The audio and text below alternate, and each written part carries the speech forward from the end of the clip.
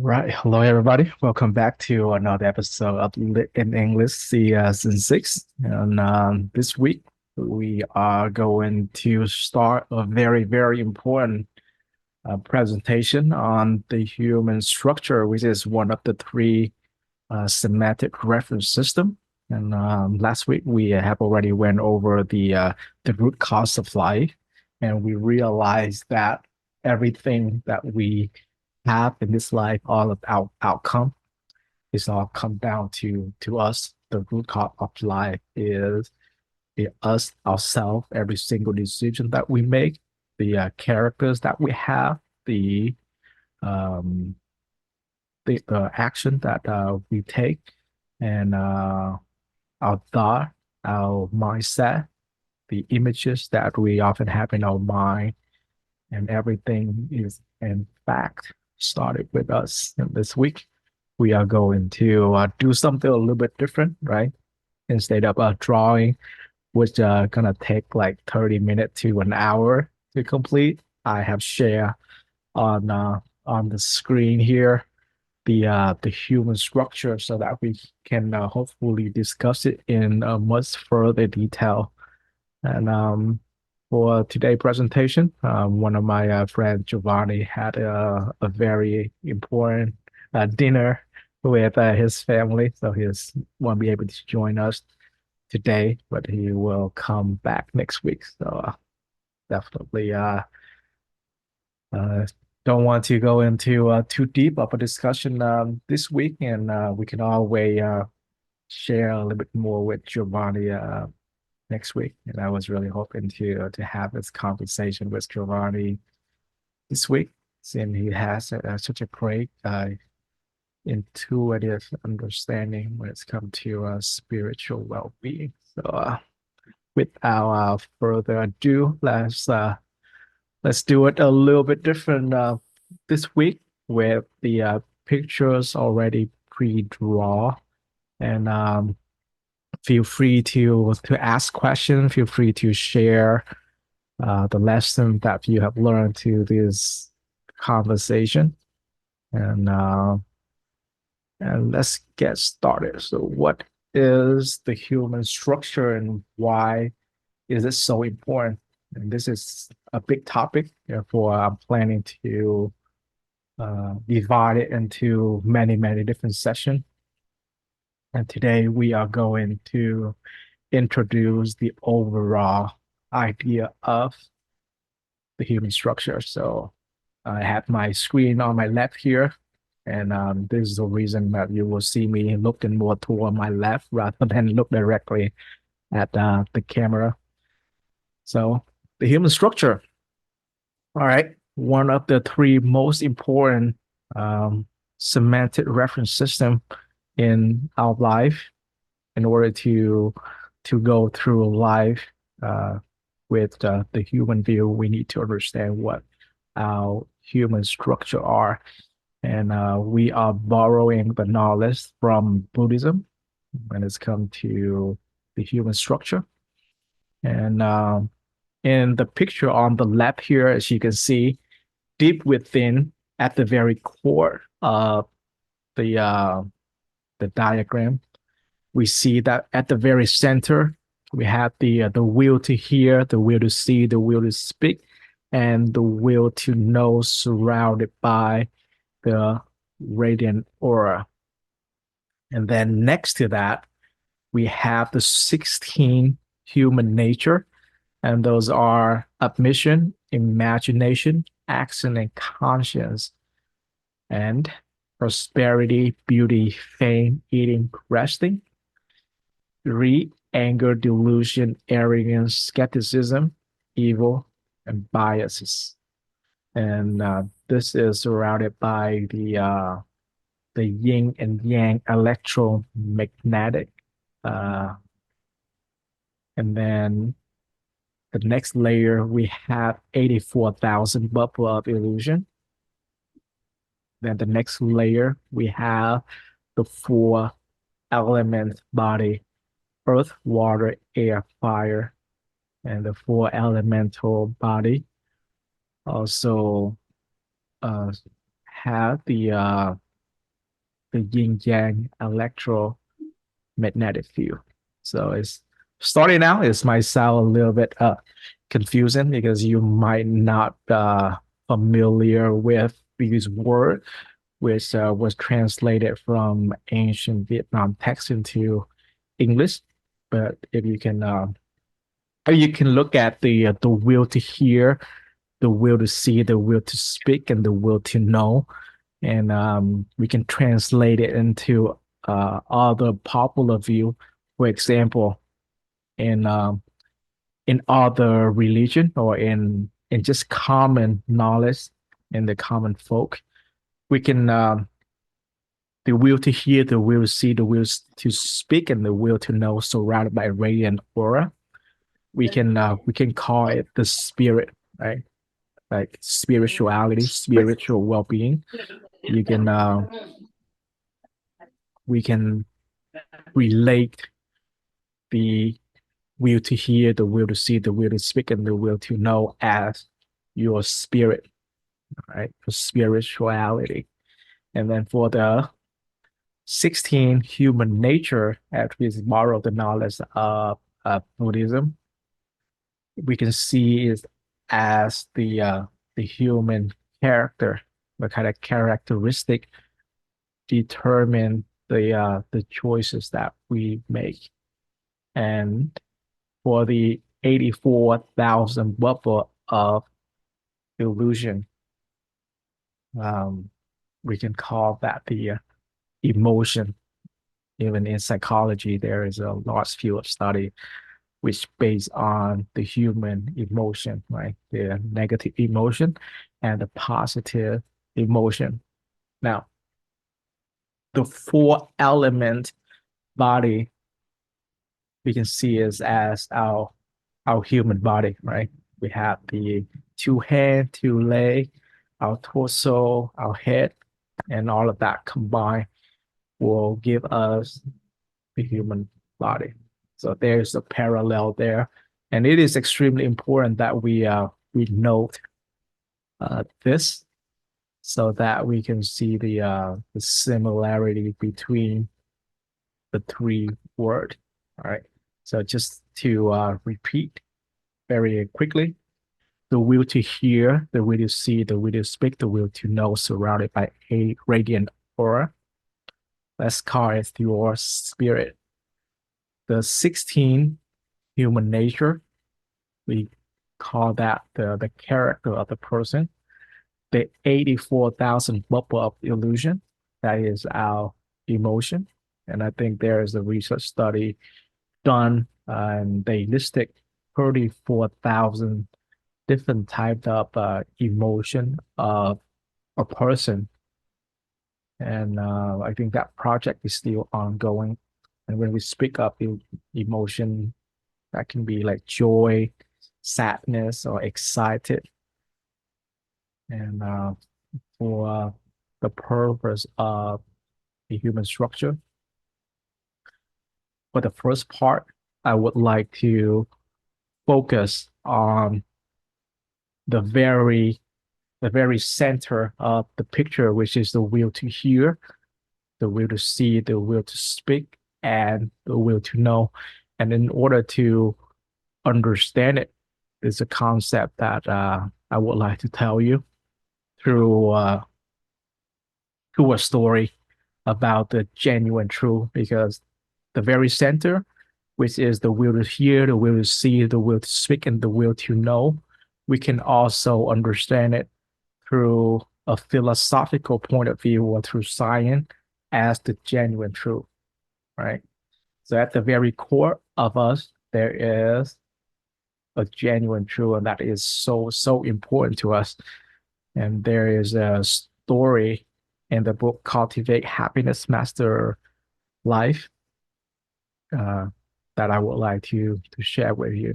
And the story goes, due to the conflicts between humans and demons, before hiding from humans forever, the demon planned revenge by hiding the most precious thing known to human, the genuine truth. Without it, humans would only cling to things that are not true, losing forever the joy and happiness in themselves. And a demon said, let's hide it in the deep sea. Another demon objected, no, humans are very creative. They will create modern diving ship that go deep into the sea and they will find it. Another demon said, let's hide it on the highest mountaintop.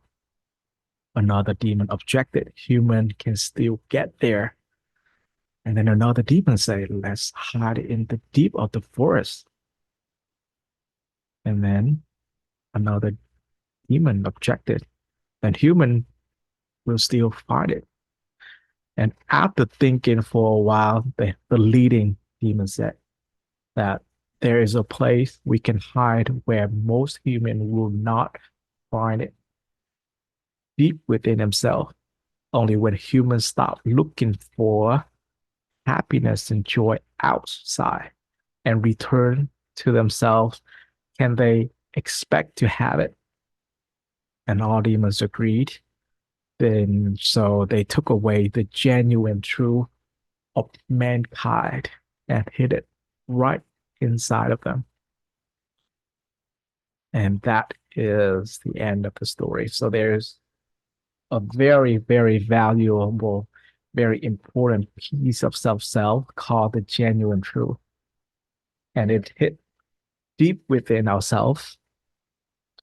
And the story demonstrated to us that that is a place where most humans will not find it from deep within us. And the only way for us to find that is to stop looking for happiness and joy from the outside. Only when we return to ourselves that we can expect to have it. And this is an extremely, extremely piece of information that I would like to read it one more time. And then after that, I would like to connect this knowledge to happiness study. All right. So the leading demon said that only when humans stop looking for happiness and joy from the outside and return to themselves can they expect to have it. Now, this point out a very, very important um, difference in the Western point of view and the Eastern point of view, right? Because for many, many years, the Western point of view is that they hope to gain happiness. They want everyone to be happy. And the original thought is that if we could just increase the value of the material life that we have, then people will be happy, right? Because if you have a new clothes, for example, you are very happy to try it on. Or imagine if you can have a nicer car, a nicer house to live in, that will make you happy, right?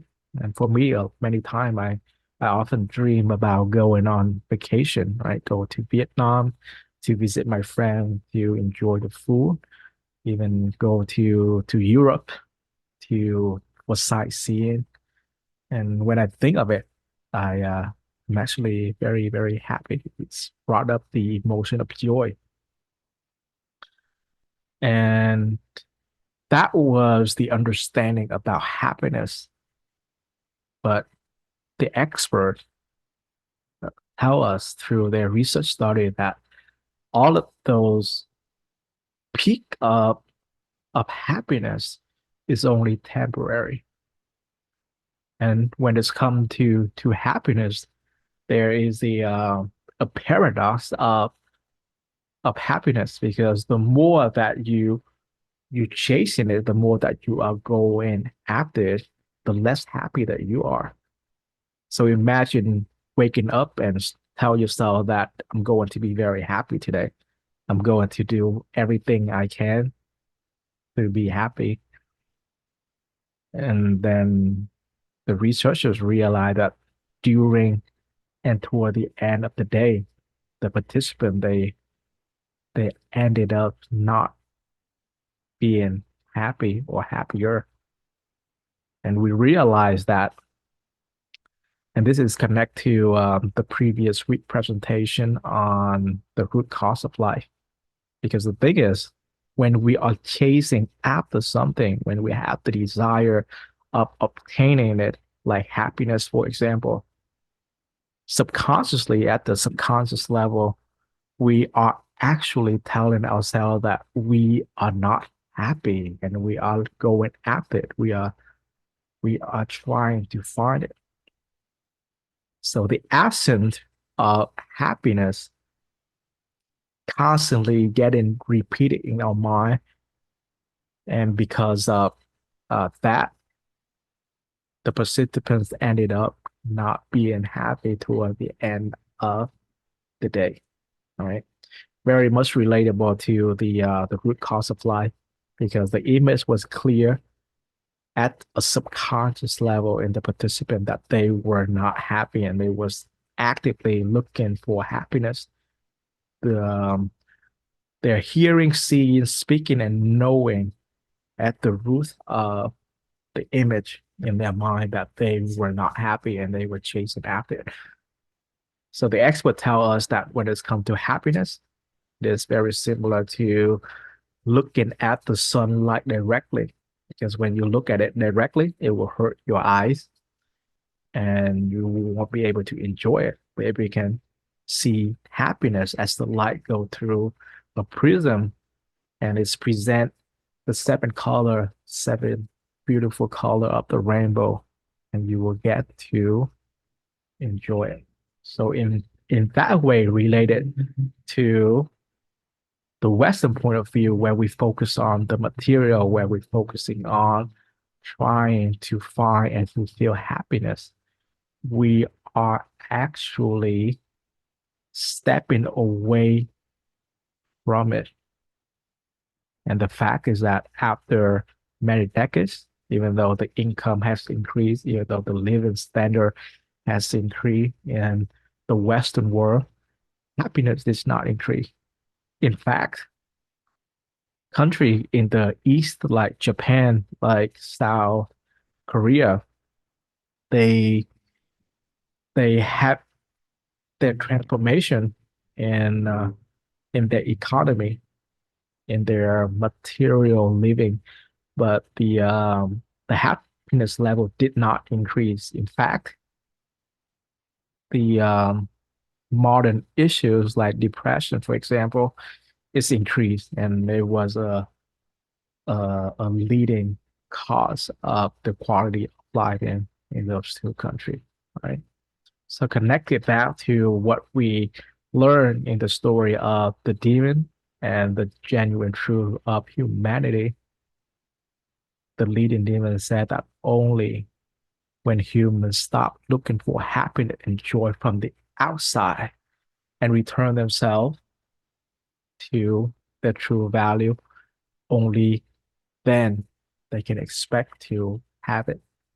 And that lead me to the point of view of the Eastern philosophy. So for thousands and thousands of years, especially if we were to go back to the Axle Age, where great thinkers like Lao Tzu from China and the Buddha himself and Socrates in the ancient Greek, they all talk about the the pleasure of looking within, of finding the genuine truth.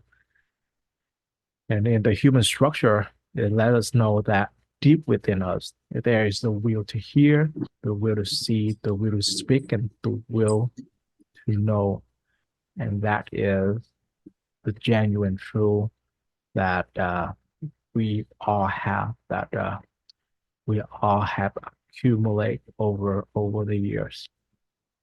And the genuine truth is the absolute truth in this world. Some might relate that to wisdom, to knowledge, and even in Western researchers, we uh, we we can we came across studies like the flow state, right? The flow state is a research done, and it was written in a book published in the 1980s about the experience of athletes, uh, experts when they come to peak performance, and all of them reported uh, on a state where they experience space and time very different compared to their usual self. And in that state, they were able to connect to information and to action that beyond the common explanation. And those are the experience of a person who can connect to the deepest of their inner self, and that is the will to hear, the will to see, the will to speak, and the will to know. What the focus that I would like to focus on is the the genuine truth and this. And you might have heard of experience of people who are able to have self-knowledge, right?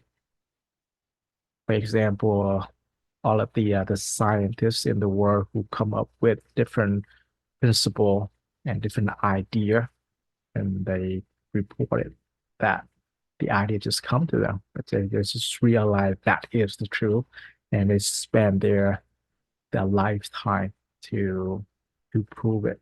So the journey of understanding our deepest self, our essence, our spirit, there are many, many, many other words to describe it. But the importance of the human structure, we need to be aware of the journey to return ourselves so that we can materialize true happiness and true joy. And the human structure tell us that we will gain many, many great experience if we can just connect to the will to hear, the will to see, the will to speak, and the will to know, surrounded by radiant aura. We need to connect it back to our spirit, and that will allow us to stand above problem arise in life.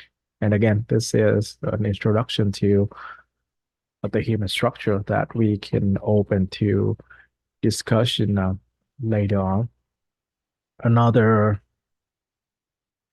another element that I would like to introduce is the 16 human nature surrounded the will to hear, the will to speak, the will to speak, the will to know, or also called the genuine truth, right? So the 16 human nature is the nature in us as human, and it's govern the way we think, the action that we take. And by understanding just these 16 human nature, this help us understand the causes, the root causes within each of our action.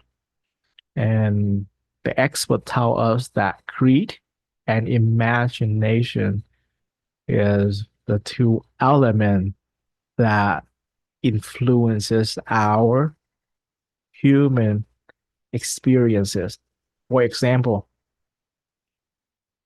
the the greed, you can also use another word, which is our desire. It's gonna be a little bit easier to use. For example, okay, if you have the desire to own a nicer car, right? Let's say you already have a car, but you want a sport car. If you want a Tesla Cybertruck, for example, that is one of the cars that just came out recently from Tesla. So let's say you have that desire, and because of the desire to own a Tesla Cybertruck, you start to you start to think about it. You start to having the imagination about the truck. You start to imagine how nice it is that you will sit on it and drive it. And because of that desire and because of that imagination, one would start to act on it, right? This is what we learned from the previous week the uh, on the root cause of life. And I'm running out of screen to share, but so I'm not sure if you can see this. But the desire give you the imagination, which is the image, and that is the root of the outcome that we get, right? So because of your desire to own a Tesla Cybertruck, you have that experience in your mind, and you lean in toward making that a reality, and you will be able to figure out how to come up with the money, how to purchase the car, and how to own it. And the desire for greed and imagination is what get us to the outcome in our life. And you can see this in the success of Bill Gates, for example. He had the desire to own a software company, and he worked tirelessly for that goal, and he was able to accomplish it. Jeff Bezos and the start of Amazon is very similar, right? He had the desire to be in control of the distribution of goods and services of the world. So in 1996, he see that very clearly in his mind to that desire, to that greed, and to that imagination. He was able to materialize the company called Amazon today. All right. So our human experience is circling around our 16 human nature, and the focus is greed and imagination. All right. Is everybody understand this point? So greed and imagination is focus.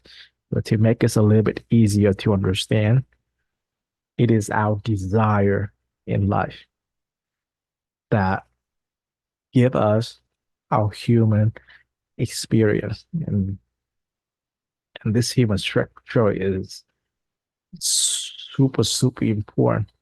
And I would like to just point out the 5 elements in this human structure that can be the focal point of the success of many, many big company in the world. And those 6 are prosperity, beauty, fame, eating, and resting. Now, prosperity, everyone had their desire to have more money, right? Okay, if you making an observation from all around the world, it seems like people are always looking for a way to make more money. Another meaning of prosperity is also mean your talent.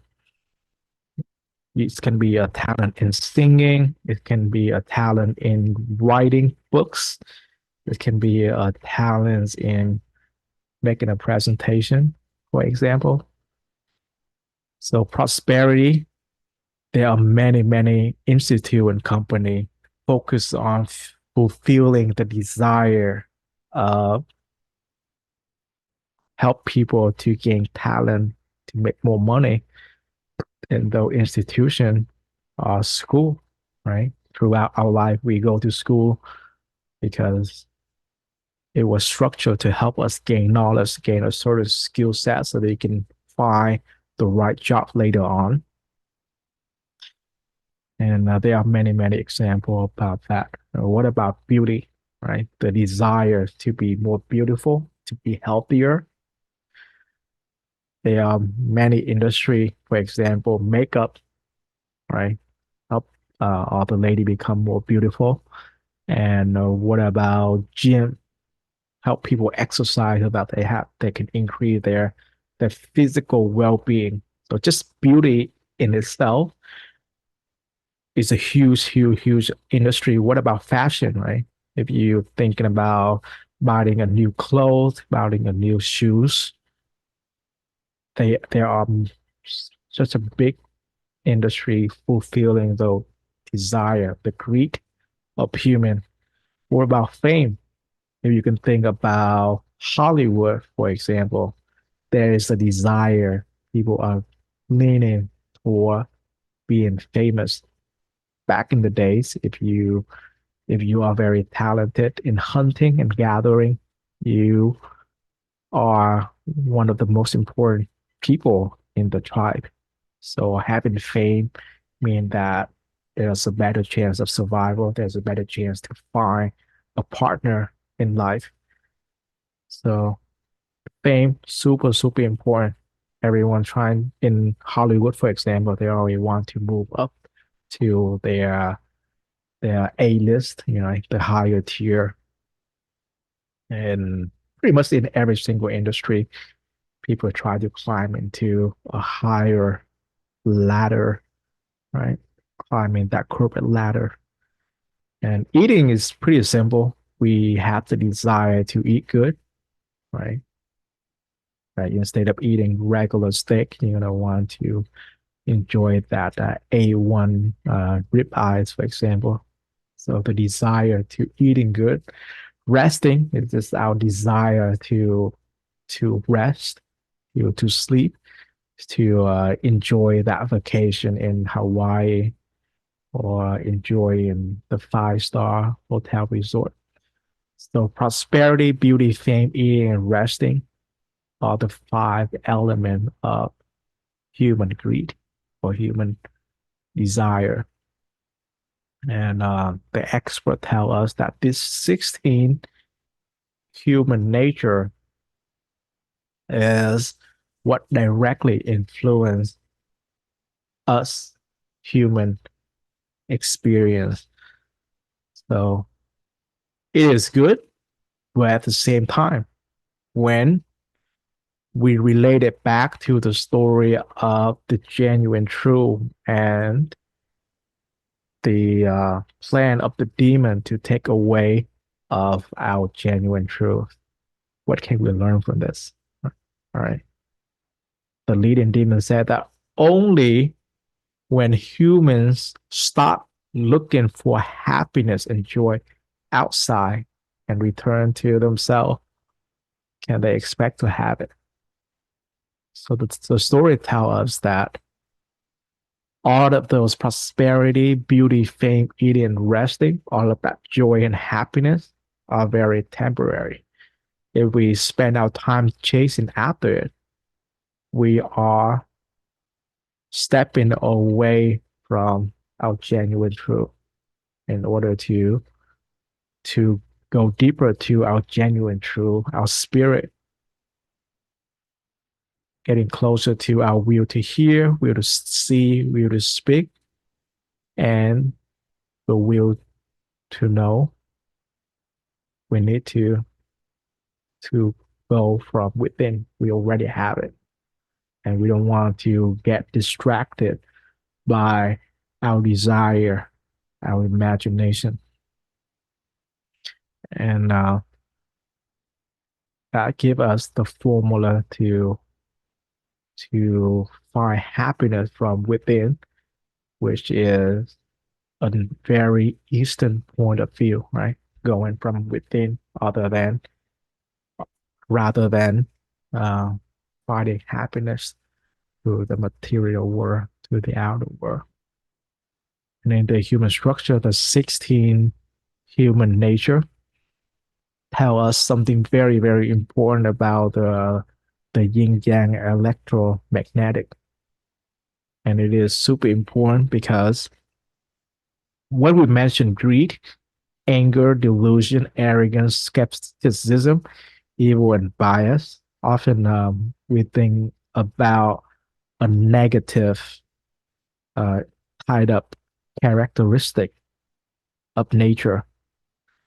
But the great master tell us that our human nature, it is actually very, very balanced. It doesn't mean good or bad. It is just simply a human nature.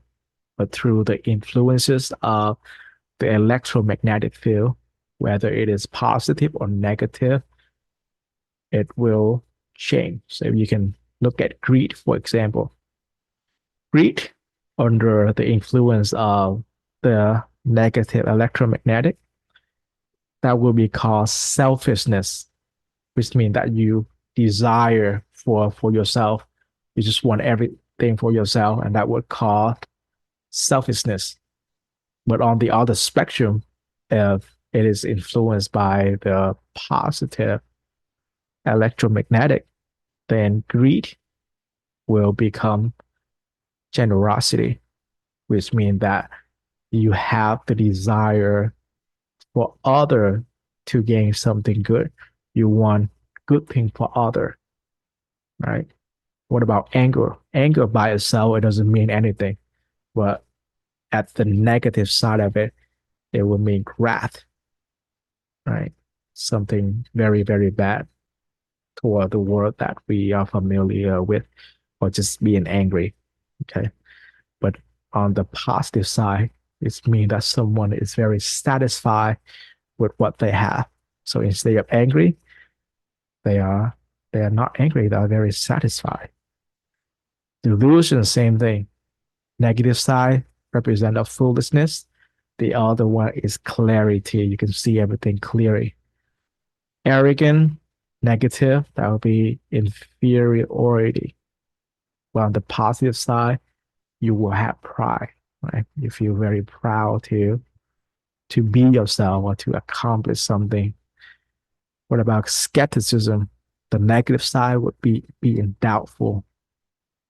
The positive side would be you trust someone instead of doubting them. What about evil? A positive side would be benevolence. You are kind to other. On this negative side, evil would mean cruelty. Bias, positive side, acceptance, negative side, stubbornness. So the 16 human in our nature, it is actually very balanced. It doesn't mean anything, but under the effect of the negative and the positive, we'll call the yin and yang of electromagnetic field, is causes the change in our human nature. It will causes the shift in the human experience. And the great masters tell us a very important lesson that if we lean more toward negativity, it will switch to positive, and if we lean more toward the positivity, eventually it will turn to negative. So the expert and the great master tell us that the important thing in life is being balanced, and you will find the ideas of balance often in this world. So what do I mean by if we be in negative over a long time, that would turn positive? And you can use the expression of like when you hit the bottom, right? The only way is up, right? If you are being, let's say, very selfish. Let's say someone is very selfish. All they want is gain for themselves. All they want is to just get more and more money. So at one point in their life, they instead of wanting money for themselves, they will want money for others. They can turn to be very generosity because they have enough, right? Once they have more money, they wouldn't know what to use with those money. They still only have 24 hours a day. There's only a certain food that they can eat. There's certain experience that they can have. So by having more money, their happiness level does not increase. If they can share that to other, which doesn't affect their experiences, then they would gain. They would be happier. And similarly, when someone is too generous, and you can use the example of doing charity, when someone skip doing charity for so long, all they do is just give, and give. And over time, they will eventually realize that they don't spend enough time for themselves because they spend all the time to give to others, right? And when that moment happened, they they would start to give more attention to themselves. They would rest. They would give them some time to rest, which means leaning toward um, helping themselves. So there is this constant change in the human experience that we need to recognize. And when we recognize this, we can have the best experience possible in this human experience. Or we can use this information to help us find our genuine truth, our will to hear, our will to speak, our will to know, right? Will to hear, will to see, will to speak, will to know.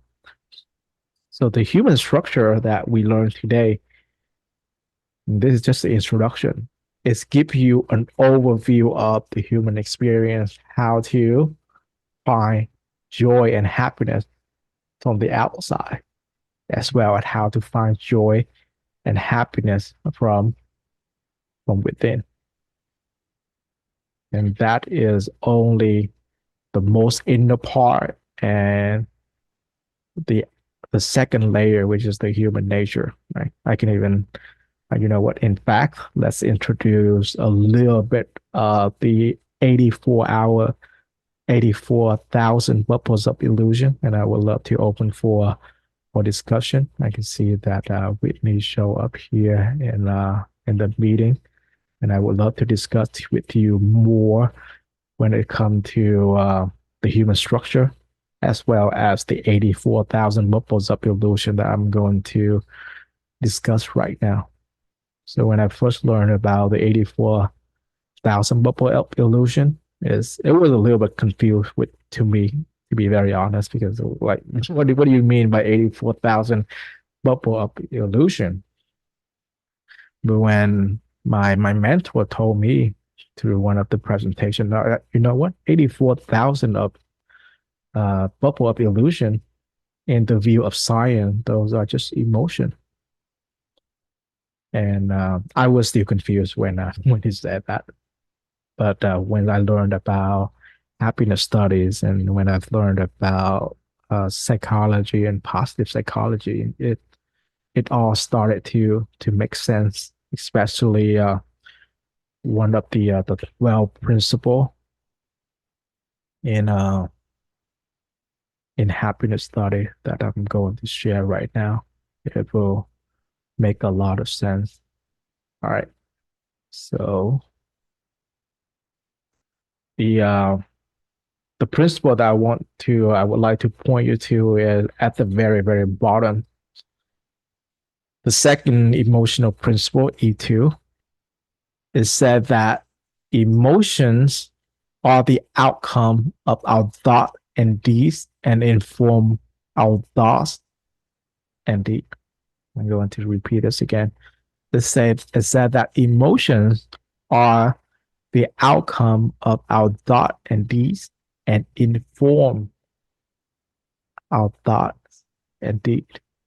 So translating that to the human structure, the 84,000 bubble of illusion, those are just our emotion, right? So by making an observation of our emotion, we will gain a much better understanding of our thought, our thinking, and our deed, the action that we take. All right. So the 84,000 bubble of illusion, it is the material of our human nature. All right. So for example, let's say you love to own a Tesla Cybertruck, right? So you have the greed, the desire, and you have the imagination of it. And once you acquire the truck, the Cybertruck, then that then you feel very happy, right? Feel very, very excited. You have to feel joy. And that is one of the 84,000 emotion. And by making an observation of that emotion, you can actually go back in time to see the thought and the deed of that expression of that emotion. You'll be able to recognize that, oh, because of my human nature, because of my desire or my greed about owning a Tesla Cybertruck, that I started to have these thoughts, these imagination in my head, and all of my action lead me to the outcome that I have today, right? And in this way, we realize that our emotion is very, very important. If we can make an observation of our emotion or the 84,000 bubble up illusion, we will be able to understand ourselves, right? And everything is interconnected. The human body, our emotion, we study deeply in the field of study of psychology. And for our human nature, that is just another layer deeper of psychology and many other field of studies. But most importantly, something that has been left out or something that scientists haven't truly get a hold of is the genuine truth, the will to hear, the will to see, the will to speak, and the will to know.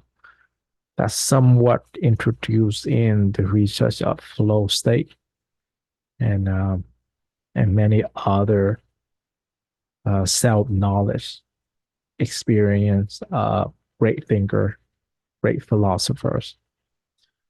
So everything is interconnected. The materialized of the human nature that we can see, like selfishness, like generosity, or the materialization of the experience of joy, of happiness, right? Even our body, when you feel joyful, you can see different expression in your face, right? Or your action, you can see that. So everything is interconnected. Everything can be expressed, whether through the body, whether through our emotion, or whether through our human nature. And this can give us a greater understanding of our life. And once again, this is just the introduction. We can go into a much deeper discussion today or later on in the second and in the third discussion. And just quickly, I just want to take a break here to give everyone the opportunity to ask questions or to share your I am, which means something that you find interesting, actionable, and meaningful in this presentation. And of course, I'm open to any question and the opportunity to study this in a much deeper sense. Uh, oh, I see Victoria. Hi, Victoria. Feel free to unmute yourself. I didn't know you Hi, joined. Ben. Hi, Ben. Hi, everyone. Thank you. I'm so glad to be back and draw your excellent presentation about the 84,000 deluded emotion of humans beings.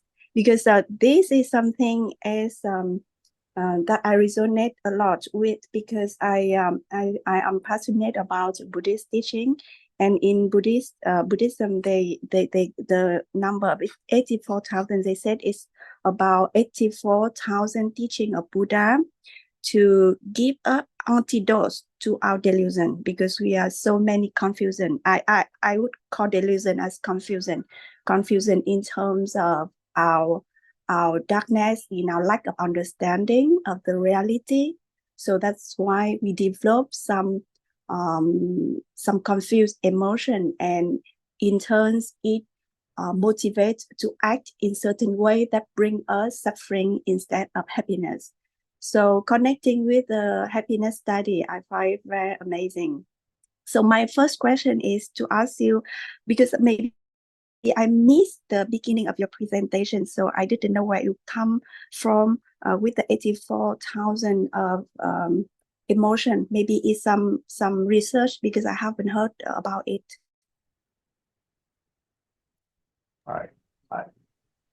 While listening to you, I've set up my pen and paper very quickly, because you are opening up a very, very dear topic to me on the 84,000 of Buffalo Revolution.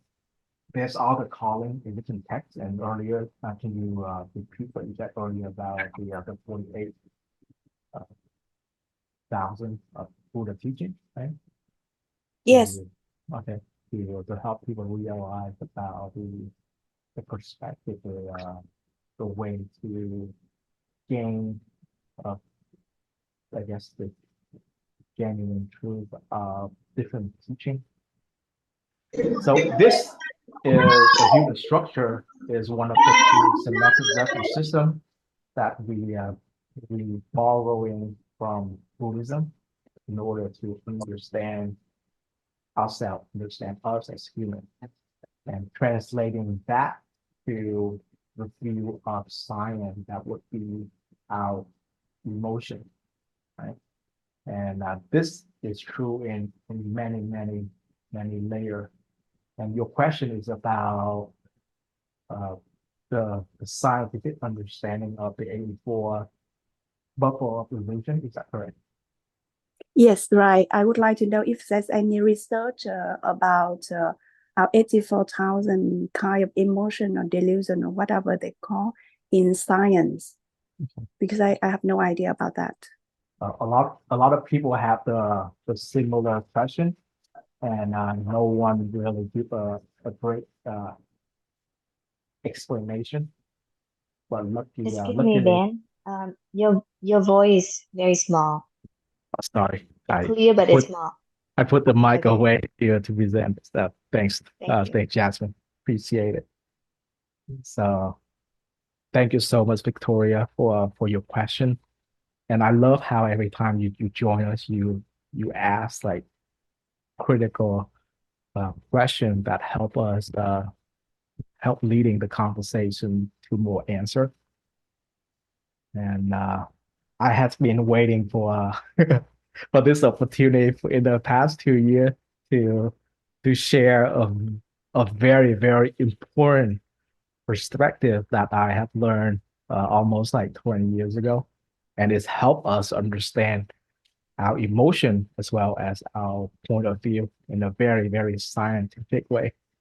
But before that, we need to understand that we are borrowing text from Buddhism on the wording 84,000 bubble of illusion.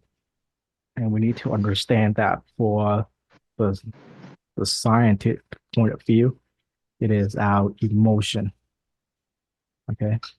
So when we speak of the 84,000 bubble of illusion, we can translate that into our emotion. And I believe in the book Power versus Force is mentioned about different emotion and how it represent a different level of energy. But I don't want to dive deep into that. I want to focus more on the illusion part, why is it called 84,000 bubble of illusion? And pretty much what it's saying is that our human experience, all of it are emotion, all of it are illusion, right? Because let's say when you buy a new car, when you buy a new house, you are very happy, you are very joyful, but that emotion doesn't last. And in the human structure, it gives us a very clear definition of the genuine truth, which is something that does not change over space and time. Right. So anything that changes over space and time, that is not genuine. And that would be one of the 84,000 bubble of illusion. So Victoria, let me ask you a question. Do you think your house is having the element of genuine truth? Does it change over space and time? Right? It is well, it does change because it's getting older. Love, for example, does it change over space and time? So over time, people get older and that change as well, right? Because in relationship,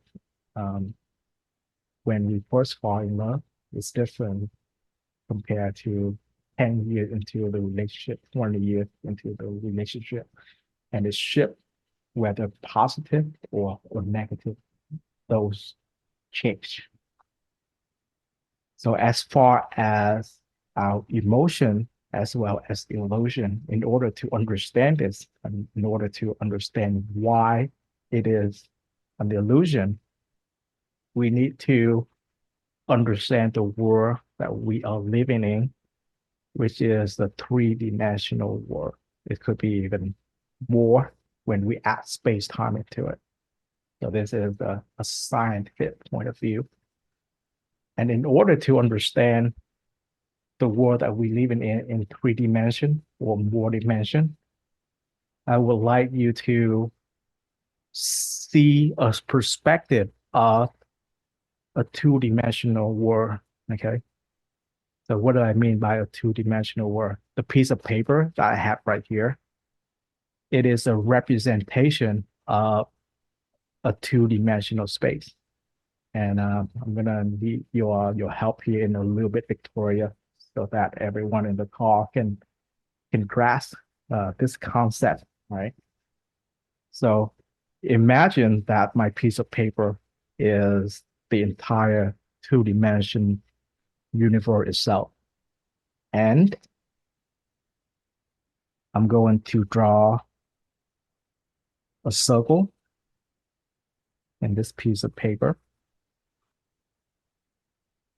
And then within this circle, I'm going to draw a rectangle. And then within this rectangle, I'm going to draw a triangle. Yep. Now, imagine that this is you, all right?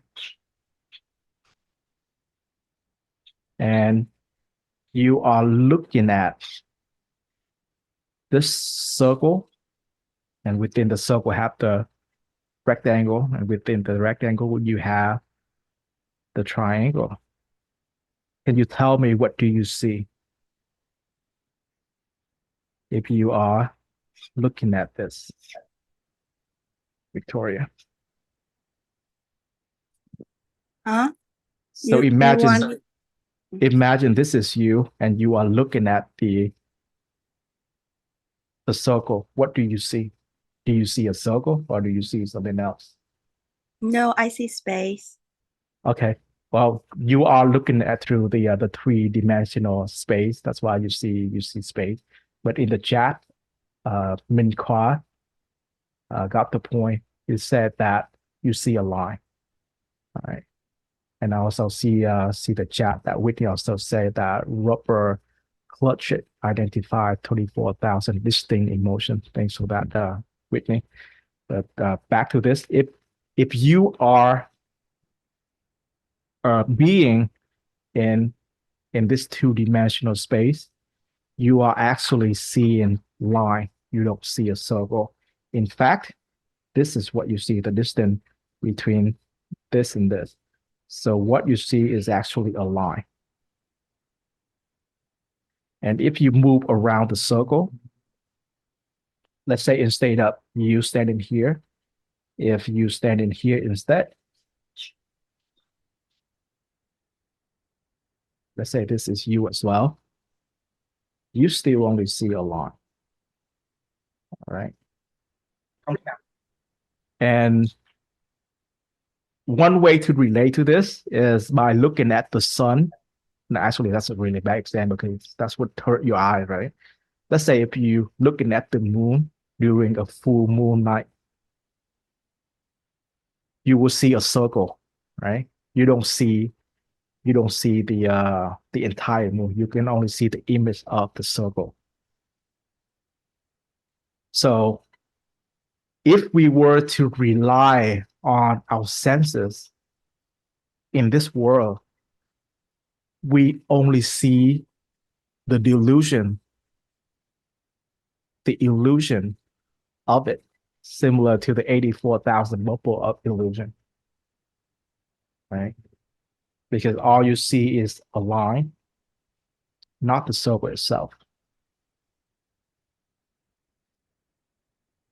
So in that sense, if you can use this concept and you look at everything that we see in life, in our life, in the 34,000 emotion or 84,000 multiple of illusion, everything we see in this life is in fact an illusion, and it changes over time.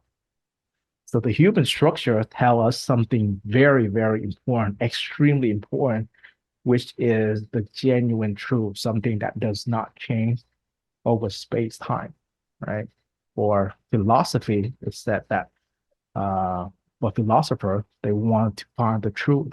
They try to find philosophy in in their studies, in their teaching, and in in spirituality, people want to connect to their higher self, to go back to the source. And all of this is saying is that we want to go back to our genuine self, to our inner self. Because when you are able to do that, you would be able to see the entirety of the world in a very clear view of what you are looking at the screen right now. Because instead of seeing a line, you actually see in the circle. In fact, you can even see the rectangle within the circle, and you can even see the triangle within the rectangle. You were able to see everything. And this is a state that later on in this journey, when we learn about the 5 level of wisdom, and as at level 5, at the 5th magnitude, there is something called omniscience. There's something very, very godlike where you are able to have that on knowing, on seeing. So when we're speaking of the will to hear, the will to see, the will to speak, and the will to know, surrounded by radiant aura, we are speaking of the inner mode self, where we can gain the experience of what you are seeing on this piece of paper. You are able to hear all, to see all, to speak all, to know all. We will gain great wisdom, gain great understanding of this world. And we can have a glimpse of that by the thought experience of putting ourselves in a two-dimensional space. I hope that I was able to answer your question, or if anybody would like to contribute to this discussion, I would love to, because this is very profound. Thanks, Whitney. Let's see what they say in the chat. Okay. Yes. Can I say something about Yes, this? yes, please. Yes, because it is so my question actually, she somebody answered me that mentioned about Robert Plutchik. He did a research on the not 84,000 emotion but some other numbers. But I just want to know who in scientific research they did 84,000 thing and have some report or scientific research or finding about this. That is my first question. But it doesn't that is not that important. My sharing is about the body structure that you want to relate to with the 84,000 deluded emotion. Because why is we say it's a deluded emotion? Because we, as your example can show us, that whatever we strongly rely as a human existence, we strongly rely on our sense, which is our eyes, our ears, our nose, our tongue, and our touch, our feeling. So basically, we rely on this input, but this input actually is quite deceptive, because they do not help us to have a correct view of the reality. We see whatever we see is just illusion, because as you see, you draw the triangle and then the square and then circle, then see different things, and then actually it's just a piece of reality. It's just like different people, blind people, looking to see and touching different part of an elephant, and then saying, try to describe what is an elephant really is. So we all get wrong because we are limited by our sense. And because we are limited by our sense, but then we think and we act and we feel based on this wrong information. So that's why we engage in action that waste our precious time. And also it makes us engage in action that doesn't bring us pure and long and everlasting happiness, such as you mentioned about the example of seeing a Tesla car, a nice luxury car, and then if your mind stick on it, you say, okay, I love this car, I need to have it in order to be happy. You exaggerate the importance of having a car for your happiness. But this kind of thing is delusion. It's wrong, because okay, having a car, certainly it brings you certain comfort, but ultimately it doesn't bring you happiness, because let's have a car, you can have derive some joy, temporary joy, but it doesn't last long. And it goes the same for everything. But yet we spend a lot, if not whole our life, going after those things that we see, we believe as will bring us happiness, like money, like fame, like a romantic relationship, like something like that. So the biggest problem for our human nature or our human happiness is our mind has something wrong with our functioning of our mind, of our reasoning. We reason based on our emotion, and our emotion is not reliable. It's 40,000. And why is this wrong? Because we have the 5 elements, which just constitutes the basic body structure. And we think about, okay, we have this physical body, but at the same time we have emotion. It's another structure of our human body. And then we have intellect, and also we have our action, and we have our consciousness, our memory, our awareness. And because of this, once we get something wrong, for example, we see something and we believe that will bring us happiness, then this thought only, that determination, we cause us to motivate us and bring all the other part of our body structure, of our human structure, of our existence structure into that direction. But that direction is not leading us to our true happiness. It's leading to temporary and deceptive nature of happiness. And in Buddhism, we call it changing suffering. And it's not real. So that's why in order to be happy for me, I have learned the lesson is that we need to give up the idea to be happy, because to be happy now, we just have a rough idea of how to be happy. But that is just an idea, and that is just a temporary. Even when we have our idea satisfied, it's just temporary and it's not real and lasting. So we have to give up the conception of, okay, this makes me happy and that makes me unhappy. Because at the end of the day, both are equally two sides of the same coin. The positive come and then the negative come, and the negative come is another positive come. It's just like, for me, a constant river flowing as our emotion. It's never stop. And in that river stream, it's always have positive and negativity. So what I learned from the happiness study from Tan is that we have to accept all our emotions, whether they are negative or positive, because it's just part of our human being. We just be happy. If we say, okay, I need to be happy when I'm positive, and I'm not happy when I'm negative, I'm get jealous, I'm get angry, I'm get sad. Everyone have that, but it doesn't prevent us from being happy.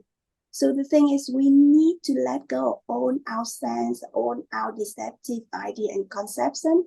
And then we need to believe that, okay, beyond of God, we have our natural true being, which is the true that you mentioned at the beginning of your presentation, which is our true nature, which is happiness. Everyone is that nature. And the thing is that the short method to come back to that is just our breathing. We focus on our breathing. We remember that here I'm in contact with my true nature of happiness, and I can be happy regardless of whatever I'm experiencing, whether it's bad or it's good, or whether it's I'm having joy or I'm having sadness. It doesn't affect our happiness at all, because that is true. That is something that remains forever. Whatever happened going around. So sorry, just is my sharing. Thank you. Yeah, it's great, and I really appreciate your sharing, because you do have an extensive understanding when it's come to Buddhism and Buddha teaching. And I love how you connect the presentation to happiness studies as well. So that is something that I'm passionate about too. And I noticed you mentioned system thinking, which is great, because system thinking is how you are able to see the triangle within the rectangle within the circle in the two-dimensional space, as well as how we can understand that the moon is a sphere and not the circle. So there's some wisdom there. And I love how you mentioned the first emotional principle states that all emotions are legitimate, acceptable, and part of being human. Now, this is very important that I want to focus on, because yes, we can only find inner peace by stepping away from the material world. However, in this journey, in the journey to happiness, in the journey of understanding our inner self, lead up the path to happiness as whole being, it is important for us to enjoy the little moment as well, to enjoy the experience of driving a new car, the experience of living in a nicer house, the experience of eating good food, the experience of being successful. So we can enjoy all of that, right? We can enjoy all of our emotions. We can enjoy all of the positive bubble of illusion. At the same time, we can still find that inner peace, that innermost happiness or you call it the true happiness, because it doesn't change over time in space. And I feel super successful today because you were able to see that, and I was able to share my the lesson that I have learned when it's come to different dimensional space. And if you can expand this further, if you were to look at this as the one dimensional space, right? As in a line. If we were to live in this line right here, right? Say this is us. The only thing we can see is dot. What in front of us, what behind us. So it's all about perspective. And there is a very famous quote that I share in the MA in Happiness Studies that I would like to share with everyone. And I share that in week 12. And I know you are applying for the MA program. Hopefully you will be able to get in this month. Otherwise, it's going to be another 1 year wait. All right. So Ben, the quote that I share is from Marcus Aurelius. And he said that everything we hear is an opinion, not a fact. Everything we see is a perspective, not the truth. And that very much related to the 84,000 level of illusion. But go ahead, Victoria, real quick, and then I would like to invite Jasmine as well, since you have her hand raised. Yes. Victoria. Oh, okay. I just have a little bit of comment, very short. When you mentioned about, of course, we enjoy to driving. We learn to enjoy the luxury thing in life, like driving a nice car, having a nice meal, spending nice time with our loved one, something like that. I agree. I completely agree. The thing is that we now is globally connected. We cannot just think in terms of ourselves. And you mentioned about one of our emotion is the greedy and selfish. Okay, so imagine that if in a family we have a loving family, and then only us who is able to enjoy this kind of thing. So what do we think? Do we really feel happy, or it would be happier if everyone convert that thing into something that everyone could enjoy together? And if I'm not talking in terms of a single family, I'm talking in terms of a community, of the world in its entire world, then we have to share. We have to learn how to share and enjoy together. And we can't be happy just here in this piece corner of the world, and in another corner there's war still going on. People get fighting, people get hungry, people get ignorant, children cannot go to school, they do not have clothes to wear. What do you think? Is that we achieve to the accomplish our full purpose or not, when we keep enjoying ourselves here and there, still have a lot of things going on? That is still my question in mind, because I don't know how to do it, because in my mind it would be great if everyone could enjoy the whole thing, or at least the minimum thing, that there's no poverty or no war or something very extremely suffering.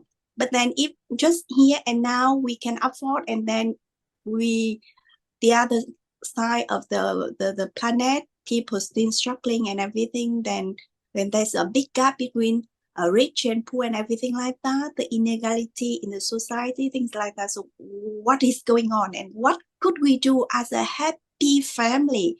How we can extend our happy family to everyone and embrace everyone and give them the opportunity, create a safe and environment for them to express themselves, and to let them know about share their inner struggle and find ways to help each other. How we can use modern modern technology and the wealth that we have achieved to fulfill this thing. That is in my suspense question. I'm sorry. Well, that is what the happiness revolution is all about, and this is what our journey is all about. we bring awareness. And before we can help other happy, we have to be aware of a path to happiness first. So the journey is actually very simple. Instead of instead of wishing other people to change, wishing other people to gain what they have, we need to have that reality first, and then we share with other how to get there.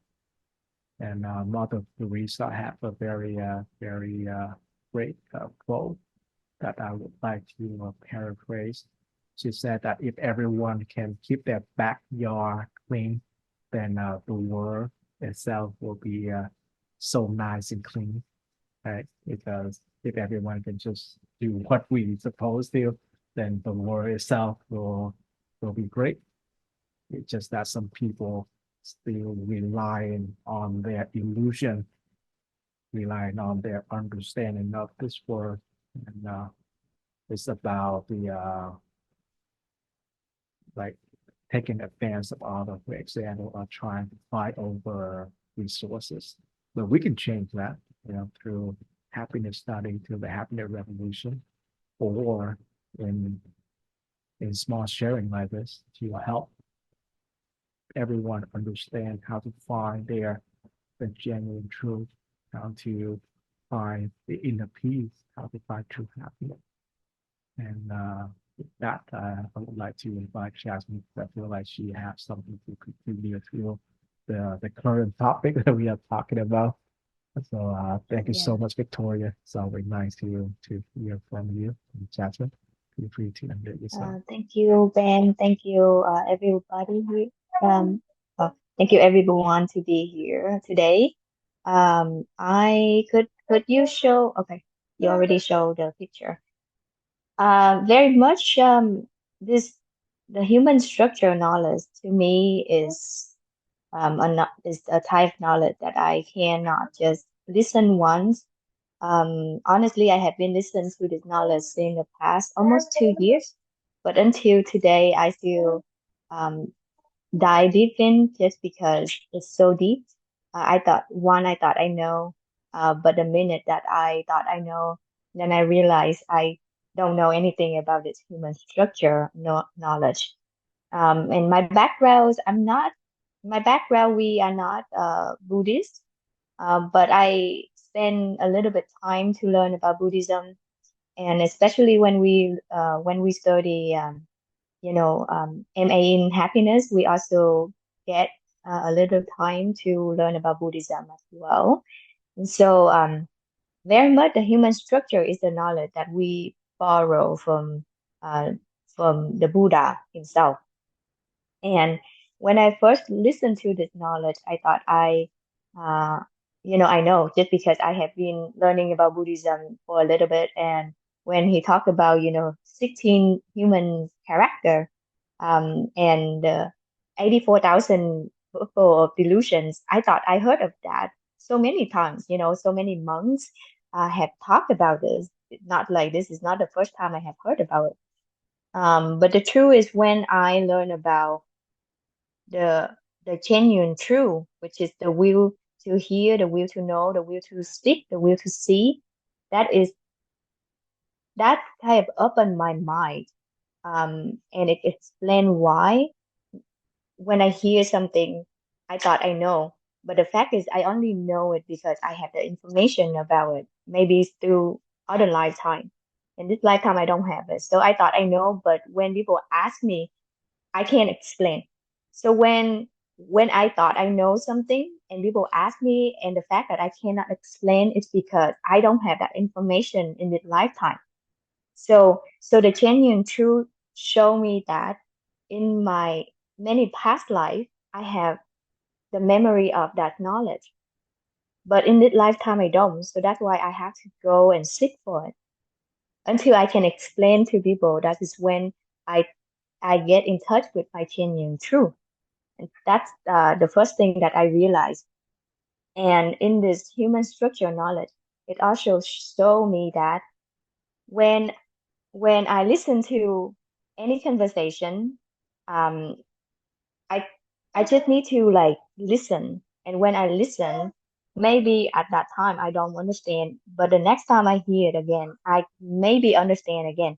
And that can remind me the principle of, um, like the circle of knowledge, the circle of knowledge. Maybe this is something that I have heard before, but it's not what I know. But the second I listen it again, then I kind of like get more information, and then I will be able to understand in the future. So with all of this information, with all of this knowledge, it doesn't guarantee for me that I understand deeply about the human structure either.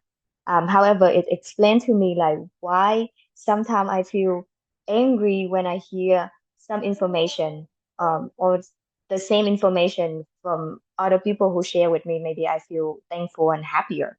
It's because now I hear the information, with the with the human structure knowledge, explain to me that sometimes when I hear that from the information from someone else, maybe that person who at that time have their emotion in a negative level, they share that information in a negative level. That's why I sense the energy. That's why I feel angry. Like look at the human nature, where Ben draw the negative chart and negative side and positive side. So maybe sometime that person already carry the negative energy, and they share the information, but they have the negative energy. Therefore, they pass on that negative energy to me. That's why I feel so angry when I receive that information. But that same information someone else share with me, they are so grateful, they are so happy, or they are so balanced, that make me feel like this is great. I should receive that information from this person because I feel so delightful. I feel like they open my mind. So with this knowledge of the human structure knowledge, this is just a surface of what we can expand more about our, like our just like reaction when we receive something. So that is one of the information that I learned, and for the past 2 years, every time I thought I know, it opened up my mind a little bit more and a little bit more. And when I learn about this human nature today, whatever Ben share, from the genuine true to the 16 human character, to 84,000 bubble, to like yin and yang electromagnetic, um this is just the surface. And like he shared earlier today, we only give the information, like he only give the information to us, and then in the next few time when he come back to share the human nature knowledge again, then he will explain more, and we will be able to learn deeper and deeper, kind of like the spiral, like the spiral in. Um, so very much like today, what Ben share is very much focused on the genuine truth. Everybody need to know that we have the genuine truth. And when we start looking out for the question, that is when we are running like farther, that like running away from our genuine truth, which is the will to hear, the will to know, the will to speak, the will to see, and it's covered in the uh like the halo energy. It stay in the halo energy, and that is our soul. That is our soul. So we have to accept that we have the soul, and that soul is called the will to hear, the will to know, the will to speak, the will to see, or it's also called the genuine truth. So when we don't look, we are not seeking for answers from outside, but we indeed go inside and search for the answers. Then that is when we start connecting with our inner self. And when we can connect with our inner self, it doesn't matter like 84,000 bubble or 16 human natures, or 16 human character. As long as we know that we have a soul and we connect with our soul or our genuine truth, that is when we find the true answers. And very much that is when Buddha become enlightened because he know that he have the genuine truth, and that is when he came inward, not outward. And that's what I understand about human structure and understand about what Ben shared today with us. And also my collection of informations in or my in AM in the past 2 years, learning about human structure. Thank you, Ben, and thank you, everyone. And thank you, Victoria, question as well. All right, thanks, Jasmine. And we are uh, running over time. Sorry about that. Usually I want to keep it within the 90 minutes, and this is the reason we are going to divide this human structure into many parts. So with that, I would like to stop the presentation for today. Feel free to join us next week and a couple of weeks after that, because we are going to have part two, part three, I guess 4 and 5, and these information are super important, and it is the foundation for us to build upon and go our further um, journey. With that, I would like to end this with a song. Thank you so much for joining us today. I would like to thank Victoria for providing such a great question, and that gave me the opportunity to dive in